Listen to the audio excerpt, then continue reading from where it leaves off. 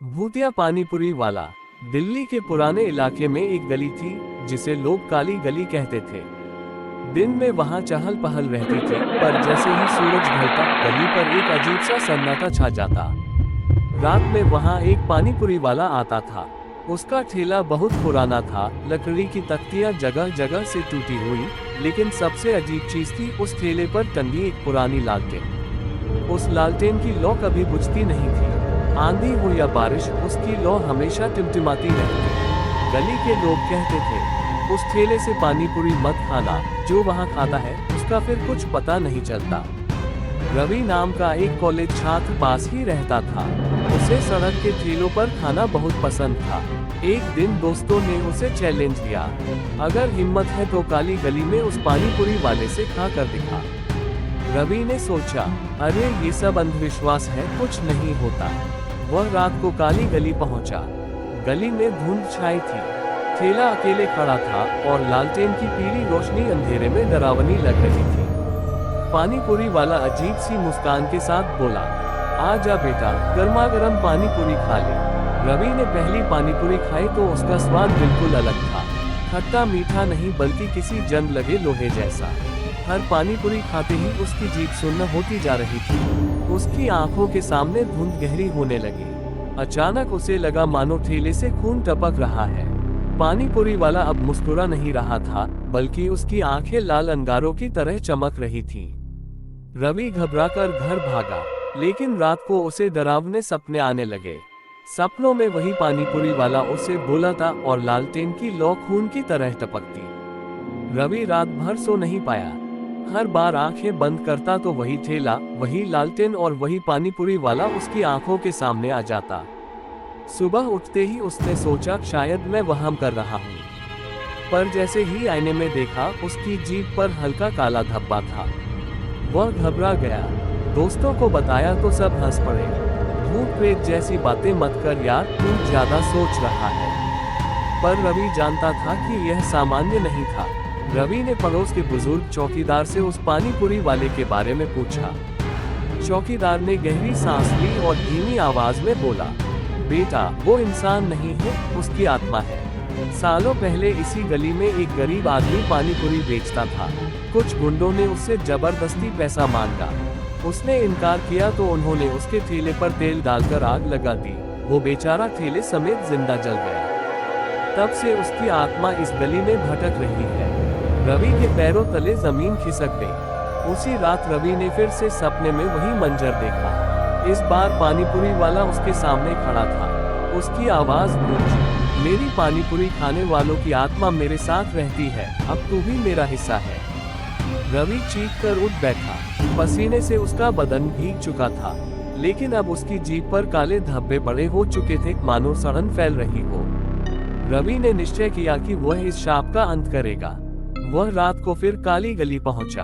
गली में घना अंधेरा था, लालटेन की लौ और भी तेज जल रही थी।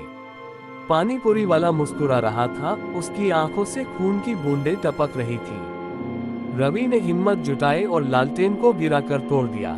लालटेन टूटते ही पूरी गली में भयानक चीख गूंज उठी। पानीपुरी वाला तड़पता हुआ धुएं में बदल गया और गली में चारों ओर खून की गंध फैल गई। रवि बेहोश होकर गिर पड़ा। सुबह लोगों ने उसे पाया। उसकी जीभ काली हो चुकी थी और चेहरा डर से जकड़ा हुआ था। वह जिंदा तो था, पर कभी बोल नहीं पाया। लोग कहते हैं, आज भी जब काली गली से गुजरते हो तो कभी कभी हल्की सी इमली और पुदीने की खुशबू आती है और दूर से एक आवाज सुनाई देती है, आओ बेटा, एक प्लेट पानीपुरी खा ले। रवि अब बोल नहीं पाता था। उसके दोस्त और परिवार वाले डॉक्टरों के पास ले गए, पर कोई इलाज नहीं मिला। डॉक्टरों ने कहा, इसकी आवाज की नसें जली हुई लगती हैं, जैसे किसी ने भीतर से आग लगा दी हो। रवि कुछ लिखकर समझाने की कोशिश करता, पर उसका मन हमेशा उस गली और उस लालटेन में उलझा रहता। काली गली के किस्से अखबारों में छपने लगे। सीमा नाम की एक युवा पत्रकार ने तय किया कि वह इस रहस्य की सच्चाई दुनिया के सामने लाएगी। उसने रवि से मिलने की कोशिश की। रवि ने कांपते हाथों से डायरी में लिखा, मत जाओ, वो तुझे भी ले जाएगा। पर सीमा रुकी नहीं। सीमा रात को कैमरा लेकर काली गली पहुंची। जैसे ही वह ठेले के पास पहुंची, लालटेन अपने आप जल उठी। उसने कैमरे से तस्वीर ली, पर फोटो में सिर्फ एक धुंधली आकृति आई, लाल आंखों वाला आदमी और उसके चारों ओर जली हुई लाशों जैसी परछाइयां। सीमा डर गई और भाग निकली। अगली सुबह सीमा के कैमरे का मेमोरी कार्ड रहस्यमय तरीके से पिघल चुका था, पर उसके मन में सवाल और गहराए। वह फिर से गली में गई और इस बार देखा, पानीपुरी की हांडी में पानी नहीं बल्कि लाल खून भरा हुआ था। पानीपुरी वाला बोला, हर आत्मा का स्वाद अलग होता है, आज तेरी बारी है। सीमा चीख कर बेहोश हो गई। सीमा को होश आया तो उसने फैसला किया कि इस रहस्य को तोड़ने के लिए किसी तांत्रिक या पंडित से मिलना होगा। पास के गांव में एक बूढ़ा पंडित था जो आत्माओं के शाप के बारे में जानता था। पंडित ने सुना तो बोला, वह आत्मा अधूरी है, जब तक उसकी मौत का बदला नहीं लिया जाता वह मुक्त नहीं होगी। उसके जलाने वाले अब भी जिंदा हैं। सीमा ने खोजबीन की, पता चला कि उस पानीपुरी वाले को जलाने वाले 3 गुंडे अब भी पास के शहर में रहते हैं। अजीब बात यह थी कि वे तीनों आजकल लापता थे। लोग कहते थे कि उन्हें रात में किसी ने पुकारा था और उसके बाद से वे गायब हैं। सीमा रवि से फिर मिलने गई। रवि ने डायरी में लिखा, मैंने उसकी पानीपुरी खाई है, मैं अब उसका हिस्सा हूँ। हर रात वह मेरे सपनों में आता है, कहता है मेरी जगह भर, मेरा ठेला संभाल। रवि की आंखों में अब इंसानियत कम और पागलपन ज्यादा था। सीमा अब हर रात अजीब सपनों से परेशान रहने लगी। सपनों में उसे वही आवाज सुनाई देती, आजा बेटी, बस एक प्लेट खा ले, फिर चैन मिलेगा। कभी कभी उसे लगता कि उसके कमरे में हल्की इमली और पुदीने की गंध फैल जाती है। वह समझ गई थी कि अब भूतिया पानीपुरी वाला उसके पीछे लग चुका है।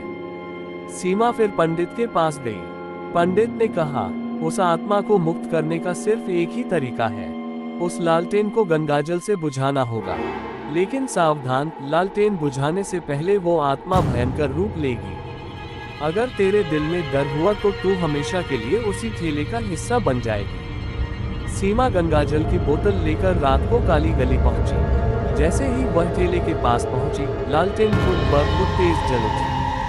पानीपुरी वाला अब इंसान नहीं बल्कि जली हुई काली आकृति था, जिसकी आंखें खून से टपक रही थी। उसने गूंजती आवाज में कहा, तूने हिम्मत की है मेरी दुनिया में आने की, अब तू भी यहीं सड़ेगी। सीमा ने कांपते हाथों से गंगाजल लालटेन पर छिड़क दिया। लालटेन बुझते ही गली में सैकड़ों आत्माओं की चीखें गूंज उठी। हर तरफ धुएं से आकृतियां उभरने लगी। वो सब चीख चीख कर कह रही थी, हमें आजाद कर, हमें जला दिया गया था, हमें मोक्ष दे। सीमा ने मंत्र पढ़े, पंडित ने जो सिखाए थे। धीरे धीरे आत्माएं धुंध में विलीन होने लगी। लेकिन पानीपुरी वाला चिल्लाया, नहीं, मैं किसी को नहीं छोड़ूंगा, सबको अपनी पानीपुरी खिलाऊंगा।